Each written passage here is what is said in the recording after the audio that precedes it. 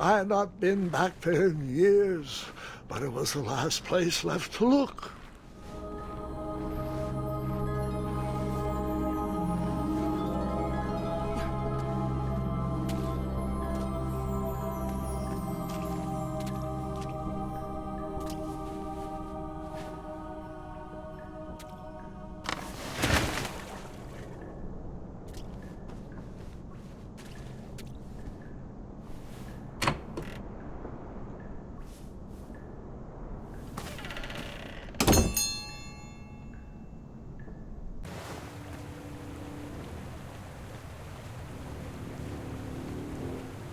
It was not exactly as I remembered it, but it wasn't all that different either.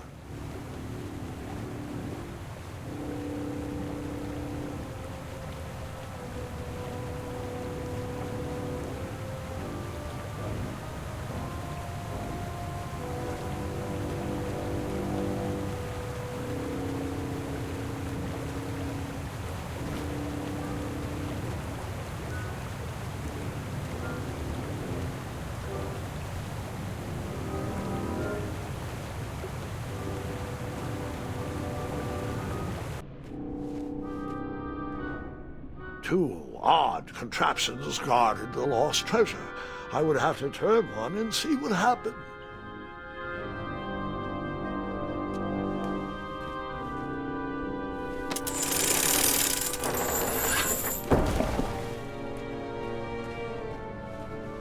I decided this was no time to take a nap, even though that bed looked very squishy and very comfortable.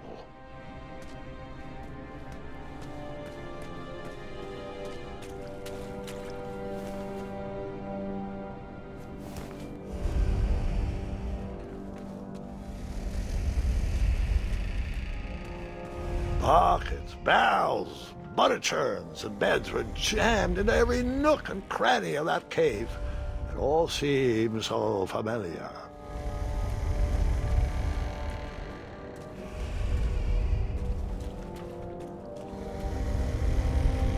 Even though the bed was very comfortable, this was no time to hide under the covers.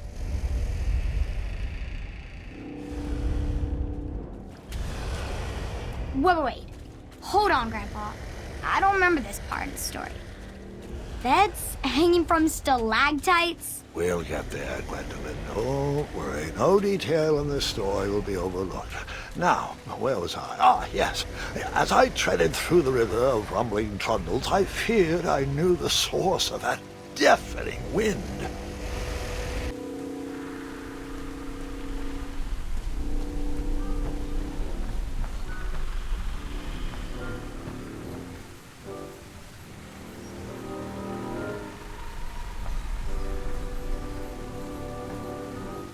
Nestled beneath a slumbering pile of teeth and claws was... Fabled mirror! Oh, so you remember this part of the story. Well, dragons are my favorite. You want to tell this part? Yes. King Edward sent me, the greatest knight in all of Daventry, on a quest to return his stolen mirror. A gigantic, hulking beast of a dragon was the last thing in my way to... My way to add a shinier hat to my collection.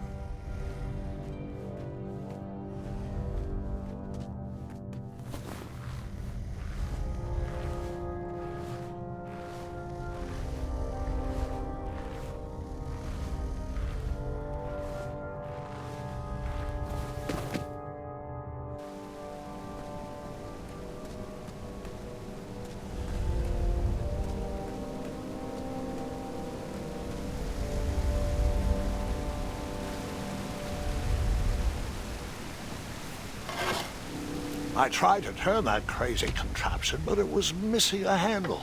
Someone tampered with it, creating some silly conundrum.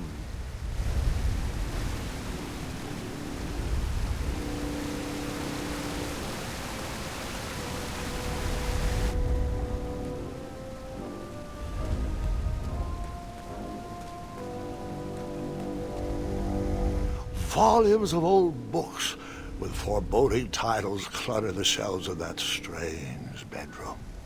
How to Tame a Dragon, Breaking the Spirit of Hideous Beasts, amateur spells to impress your friends with.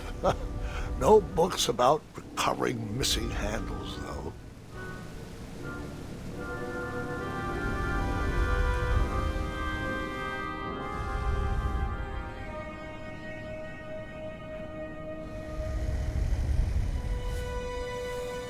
So, the missing handle was booby-trapped?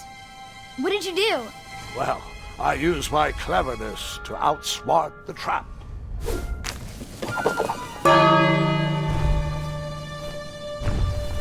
Then I used my cleverness to hide.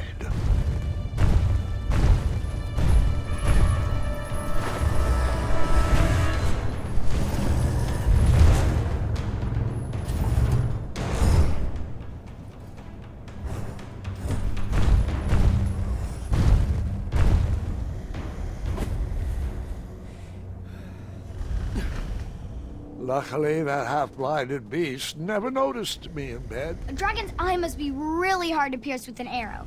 At archery lessons, I can barely hit a hay bale. It is indeed a feat only for skilled archers.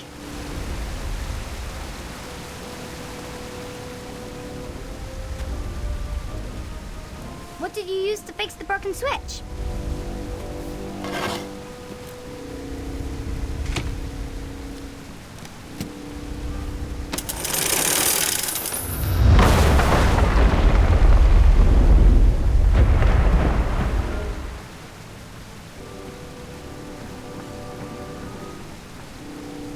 The dragon's chains were coiled around a gigantic switch mounted to the cave wall. This cave seemed to be filled with failed adventures.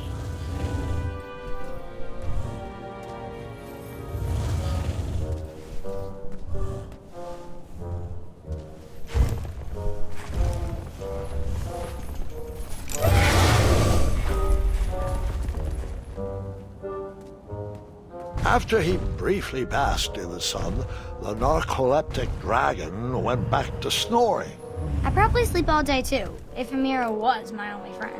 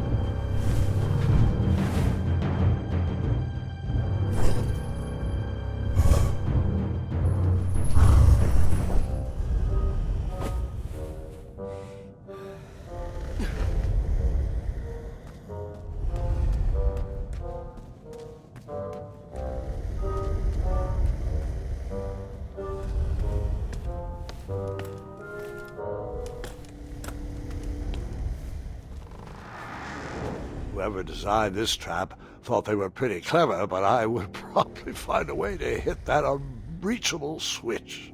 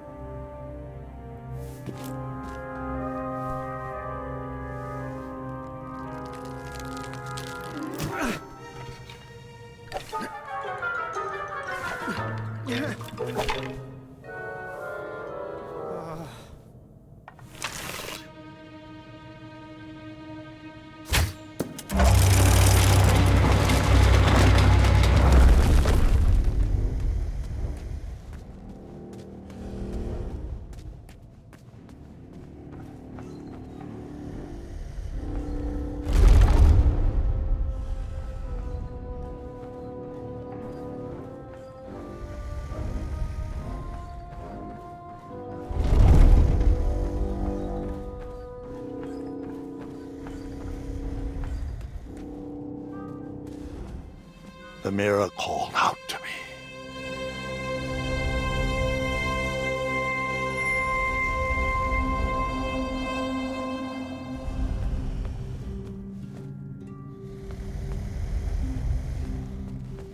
A ridiculous feeding contraption was cobbled together to keep the beast and probably its owner alive.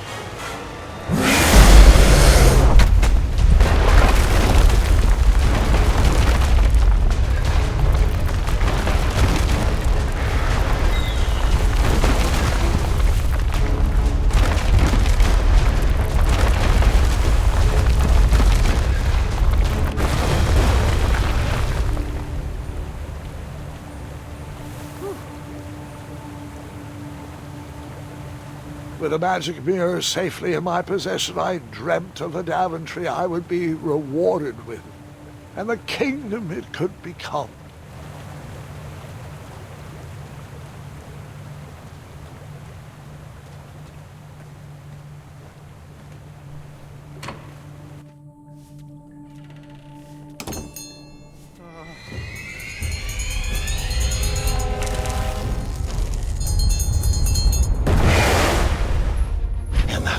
Second, I had three choices in front of me. Any would clear my path to safety, and all would have rippling consequences.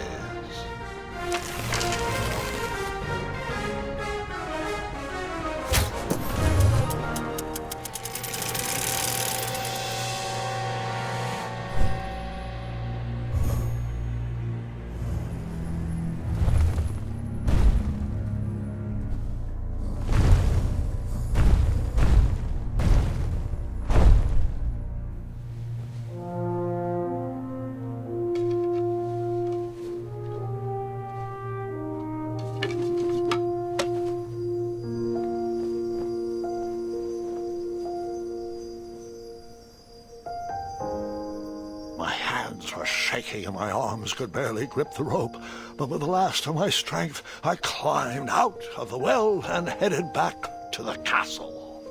Ever since the magic mirror returned, its reflections have warned the kingdom of danger, kept our family safe, and it has exposed many troublesome crumbs tangled in my beard. Yeah. King Edward was so proud that you returned his lost treasure that he made you king. Everyone knows that part. Now, can we get back to that dragon? Gwendolyn, there's so much more to my stories than dragons. I hope this old cap will be remembered for far more than the action tattered across its brim, sewn into the seams of many hidden adventures. All right, let's get back to the dragon. Tell me everything. Like, why did you set the dragon free even though he was trying to eat you? I set him free because, well, over the years I realized that the dragon was not the despicable, hideous beast Daventry had made him out to be. He was just a caged animal that was never shown any kindness. On that day, I forgave the dragon for his atrocious past. You have such a bizarre way of making friends, Grandpa. I guess I do, too. I'm known as Gwendolyn the Popular back home, but only to my stuffed bunnies. I've always found it best to pursue friends where I can, though they don't always feel the same about me. All right, you two. Grandpa needs to rest. Gwendolyn, it's way past your bedtime. Sleep well, Grandpa. I'll be back first thing in the morning. I don't need rest. I'm as spry as I've ever been, though I wouldn't mind a slice of magic fruit.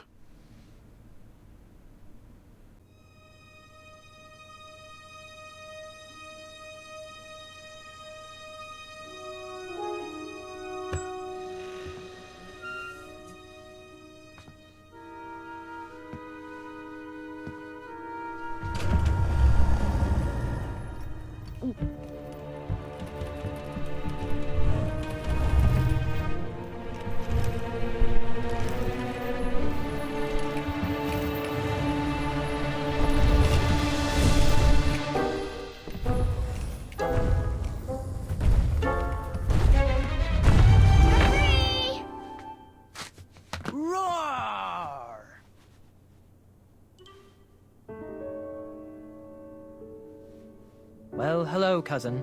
Gart! I'm glad you're finally here. He's been asking about you for days. I had to sit through the same story 5 times. We got here as fast as we could, and I like Grandpa's stories, especially the ones with dragons. Ah, yes, the legendary beast that he set free. I don't know if he forgets I've heard that story before or he doesn't care, but he loves telling it to anyone that will listen. I'm pretty sure I heard the nursemaids telling his same jokes in the hall. Have you heard anything the doctors are saying? Yes, doctors, wizards, magic elves. Grandfather is fine, Gwendolyn. They all say the same thing. He's just old. He still has a few good years left. Look, we're all excited that your family made the trip, but there's no need to worry. You should get some rest. I'm sure you're scheduled for a full morning of Grandfather's hilarious ramblings. Oh, I'm also scheduled for the tournament tomorrow. Ah, yes, the fencing tournament. You'll love it. I'm, of course, favored to win, and will make sure you have the very best seat to view my victory.